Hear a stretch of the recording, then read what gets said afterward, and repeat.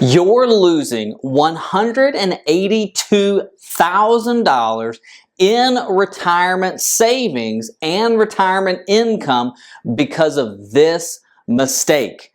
A new study says that you're losing nearly $200,000 because you are making a huge retirement mistake. What is that retirement mistake? Well, according to Barron's, you are claiming Social Security way too early, and that is costing you $182,000 in retirement income. According to the Congressional Research Institute, most individuals are claiming Social Security at two specific ages, either 62, 66. Those are the only ages that have double-digit claiming. So you're either claiming Social Security at 62, which means you're only going to get 70% of your full retirement benefit, or you're claiming Social Security at your full retirement age, which means you're going to get 100% of your full retirement benefit. But did you know if you waited to age 68, 69, or 70, you could actually get an increased Social Security benefit? If you wait to age 70 to claim Social Security, you'll actually get 124% of your full retirement benefit. So I'm going to show you here in just a second a Social Security claiming strategy to determine, does it make sense for you to claim Social Security at 62, 67, or 70. We're going to walk through the intricate details of a retirement plan to determine when to take Social Security. Now, according to the Federal Reserve of Atlanta, if you wait until 70, so if you wait to get that 124% benefit within your Social Security, you'll return $182,000. And that doesn't mean you have to live to 100. They're only assuming that you live to age 85. But why are so many people claiming Social Security early? Well, one, health.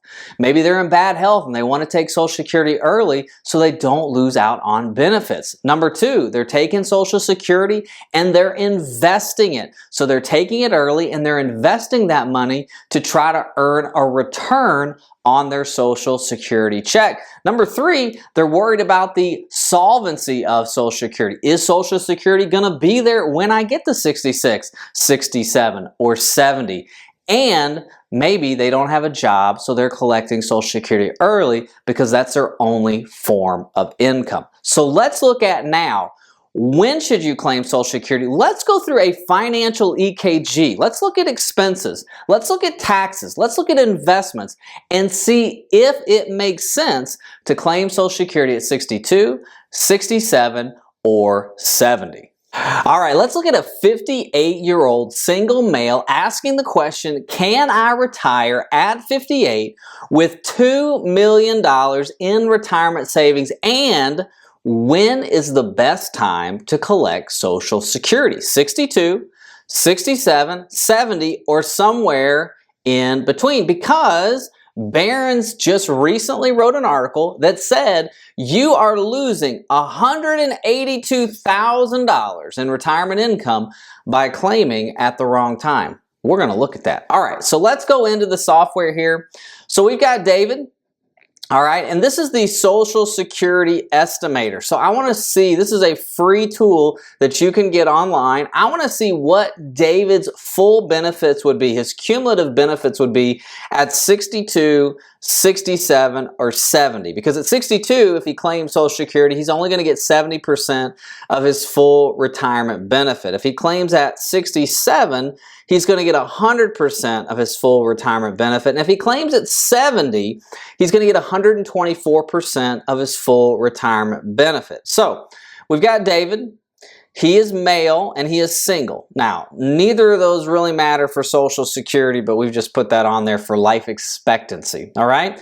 His birth year was 1964, which means his full retirement age is 67 years old. So that's when he would get 100% of his full retirement benefit. Now, he does not have any kind of pensions that are offset with Social Security, like a railroad pension, and his projected monthly benefit at full retirement age is $1,700. Now, his is lower. He has owned a business, and so he has not recognized a lot of income for many, many years, and he has recently sold the business, gotten the money. So his Social Security is less. So it's really important for him to understand when should he claim Social Security. All right. Now, his life expectancy, we put at 85 years old. So that's going to help us know if we claim at 62 and we live to 85, what's our cumulative benefit? If we take it 67 and we live to 85, what's our cumulative benefit? And if we take it 70 to 85, what's the cumulative benefit? So we're going to click next here. And what we want to look at is we want to receive the maximum amount of cumulative benefits. So let's see the comparison on that. So if we look here, here's a summary, but let's go down here. If David files at 62, his cumulative benefits would be $342,000. That means claiming at 62, dying at 85, how much Social Security would he have collected? If he files at full retirement age, it's $387,000. Okay, so file at 67, die at 85.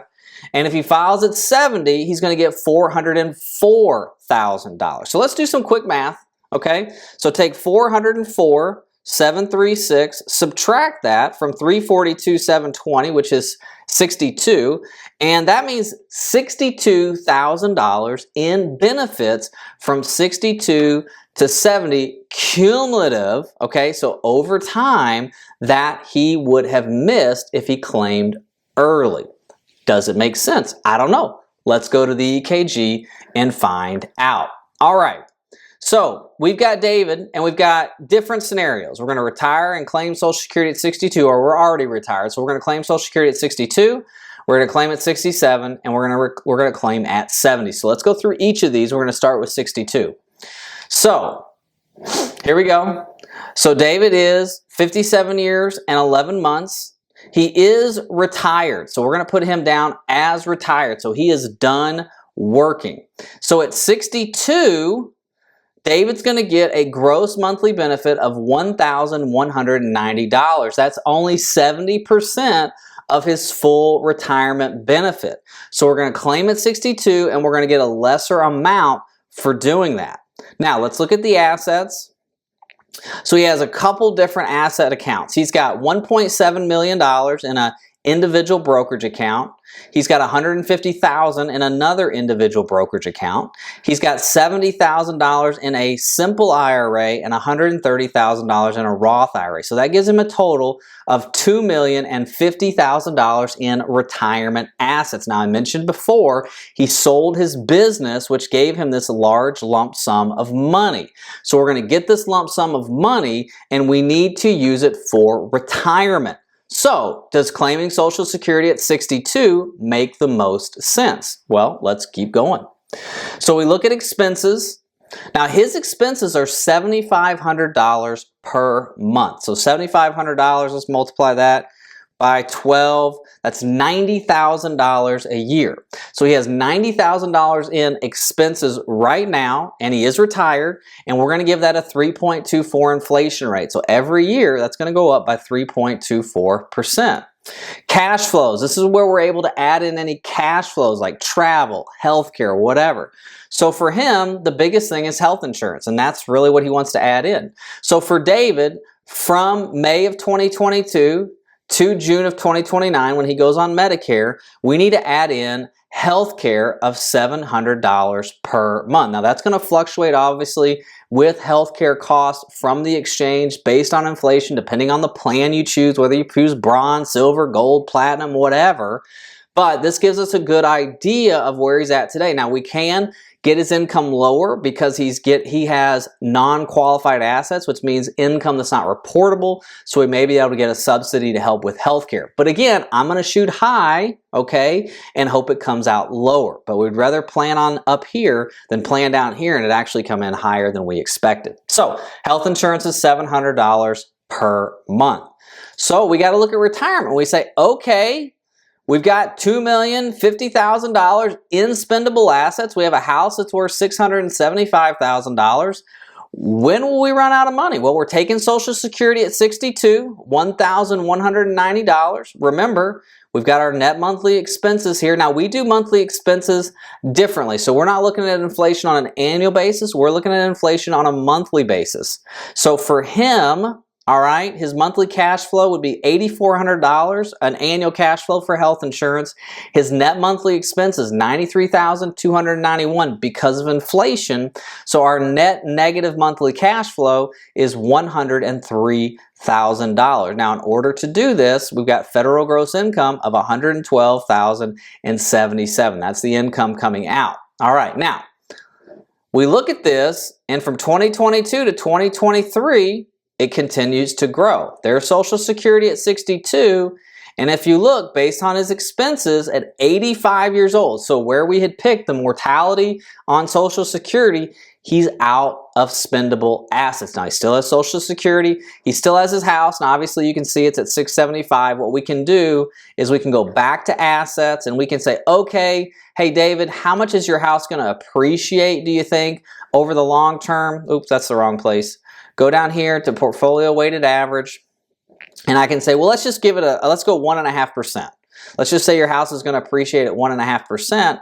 Now we can go back to 85, and he would have no more liquid spendable assets. He'd still be getting Social Security, but his house would be worth $1,021,000. So obviously he could do a reverse mortgage. He could sell the house somewhere up here, single guy. He could sell the house and move. It just depends on where life takes him. So what I'm trying to do is just build the foundation of where he's at today and where do we want to go. We're not trying to say, hey, in the future, this is what it's going to look like. There's going to be flying cars and you're going to have a robot that's going to make you dinner. No, we're looking at, hey, where are we at today? What can we assume based on historical market returns? What can we assume based on historical inflation? Doesn't make sense to take Social Security at 62. All right, so let's see if it makes a difference to take Social Security at 67. So 62 is early, 67 is full retirement age. All else being the same, let's go back to assets. Let's add in the 1.5% increase for his house. And let's go back to retirement. So remember, same amount. Now, because we take Social Security at 67, here's that $1,700. That's his full retirement age. Remember, we were running out at 85 when we took it at 62. Now, it's 86. So we got an extra year by taking Social Security a year later. All right, so we delayed Social Security by 4 years, and we got 1 extra year of retirement income. Again, here's our house. Our spendable assets are gone, but we still have Social Security and we still have our house where we can do a reverse mortgage. We can sell it. We can do something else. Okay, now let's go to 70.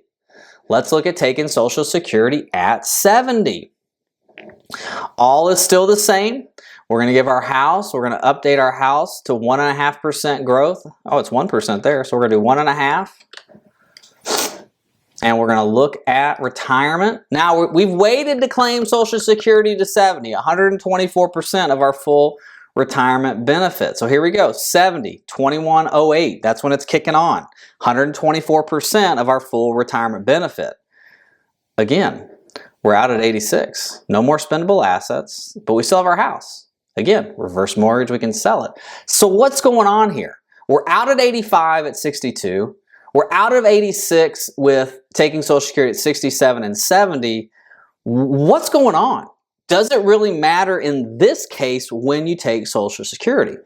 No, it doesn't. And the point of this video is not to give you the exact time when you need to take Social Security. The point of this video is to say, we need to make some adjustments to David so that when he does take Social Security, his retirement income is going to last for his entire life.